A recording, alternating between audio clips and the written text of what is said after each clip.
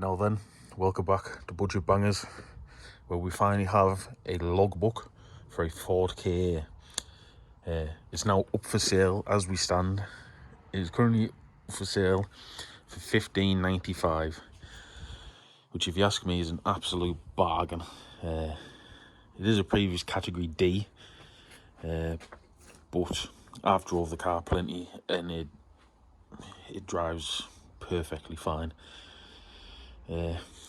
Obviously the logbook has took about 5 weeks to get here, which is ridiculous. But this car is cleaned up so well. You do have a good few scratches on it here and there, which I think it's inevitable. It's avoidable. Really, I could probably take a polisher to it in some places, and I'll be honest with you, I might look into doing that. There was a bit of a heavy scratch here, which you can just say make out, which I did have a tackle at, but it's still there. So I think, I'll be honest with you, by the time I've attacked all the scratches, they're still going to be there. They were just a touch too heavy to do anything about now. I could probably wet sand them very lightly and get them back that way, but it's one of them cars that's got them little scratches on just about every panel, so you're going to be on forever and a day trying to sort it out. Now I could try and polish them back so they look like that, so it takes your eye away from them, but I'll be honest with you, I'm selling it that cheap that yeah, I just can't justify putting the time into it. I just need this thing gone. It's been here way too long, which seems to be a regular occurrence at the minute, and it's leading me to make decisions which we'll talk about in a minute.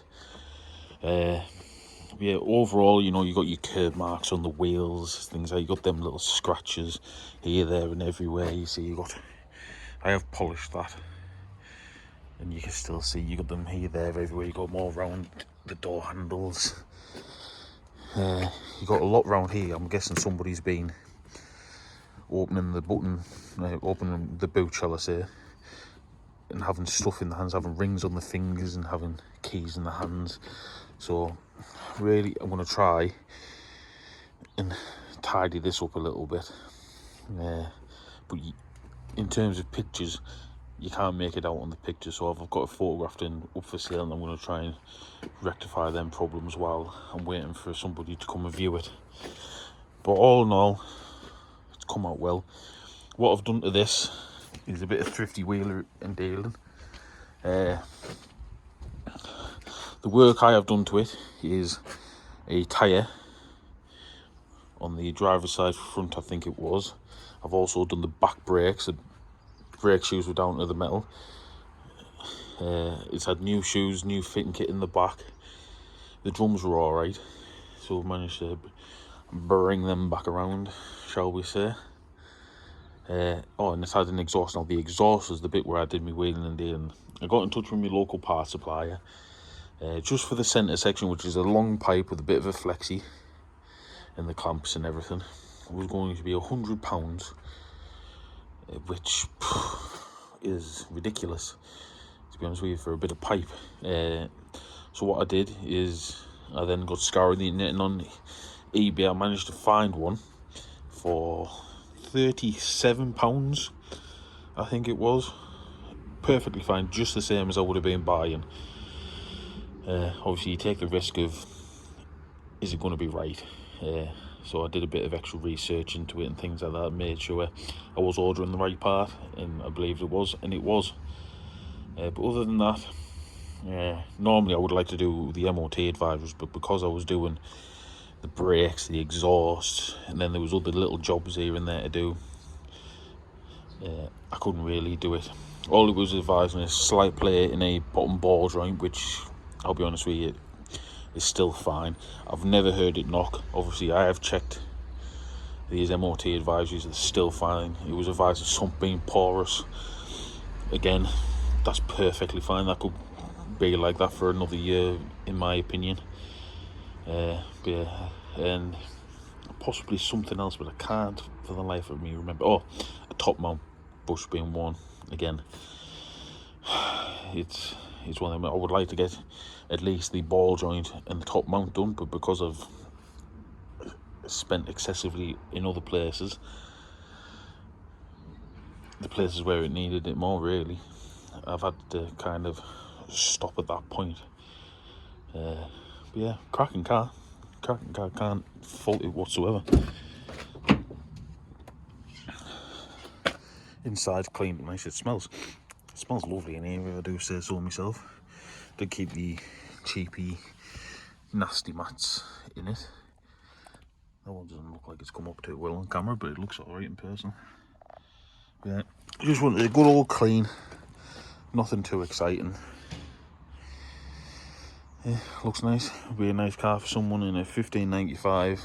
If you ask me, it's a bargain. So yeah, the Yaris is still up for sale as well. The motor trade seems to be having a quiet spell at the minute.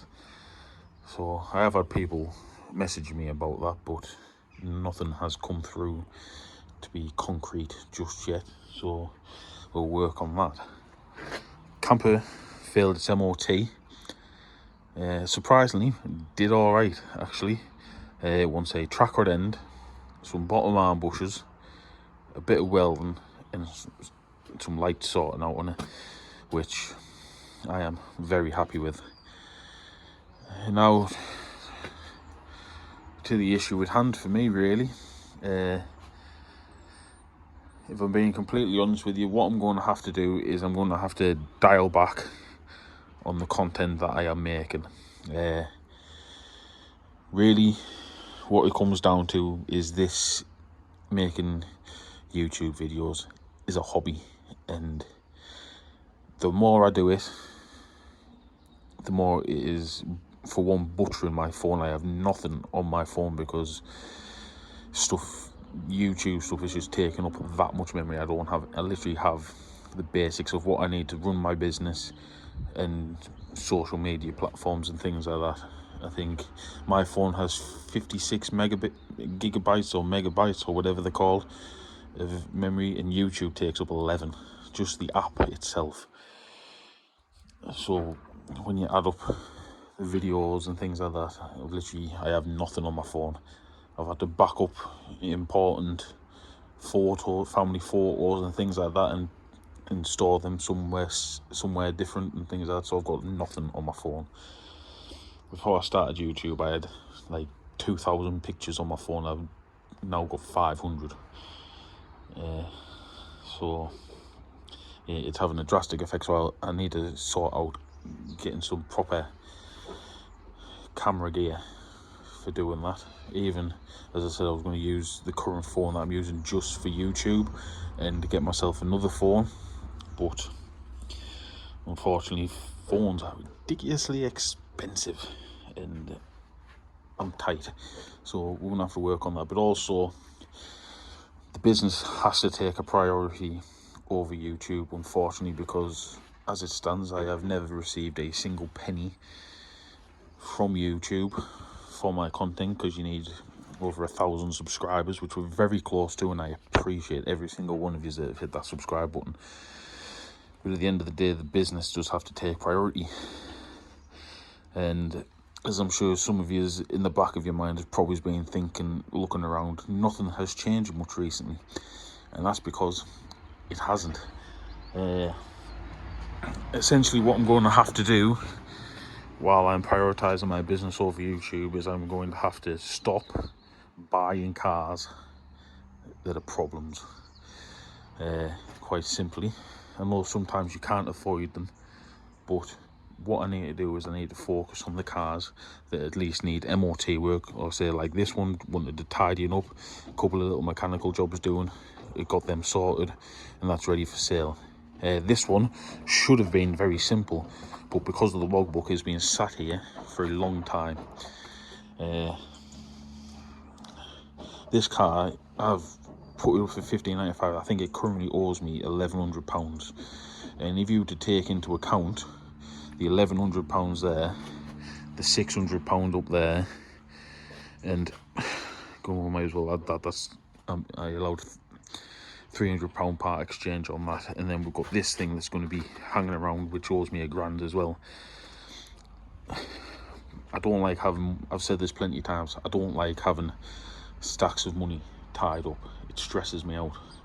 I am newly self-employed, so I don't have the bank accounts such as High Peak Autos and Chops Garage that you can have cars sat around, so I need to rework my thinking. I need to stop having these sorts of cars. The camper, I'll be honest with you, I didn't want, but the money to be made and it was so good that I couldn't turn it down. The Astra, shouldn't have bought that. I only bought it because it was a good deal, but I'm going to have to stop buying cars with running problems and things like that. I need to focus on getting cars that need a bit of tidying up, MOT work, and that is it, because I don't have the money in my pocket really to be sorting that out straight away. I don't have the time to do it myself, because if I start stripping that down, I personally guarantee you it will take months for me myself to sort it, because I'll make a start on it and then I'll get other stuff that comes in that'll take priority and it'll get knocked back, and then I'll sort them out, and then I'll probably start doing a bit on it again, and then it'll get knocked back, and it'll be there forever and a day. It's not something that I could strip the head off and then, you know, get things sorted on it quickly. It would take a long time. There will be a video coming on the Uno at some point. What I am waiting on is for Mother Nature to untwist her knickers and kind of give us some half decent weather. I will probably work on that being my next video when that comes out. I am uncertain because I need to get these cars out. For starters, I need to dig it out. The reason why it's been locked up for so long is because it's in this situation where it's always stuck behind 4 cars. Yeah, and that thing will be a pain to get going again. But all in all, yeah, I hope you understand and I hope you stick by us. There is still going to be videos coming out, but instead of getting 2 a week, there could be possibly 2 a month. So yeah, I do ask that you just be a bit patient with us as I'm trying to work things out and get things going the way they should be. But yeah, thank you for watching, and I'll see you on the next one, whenever that will be.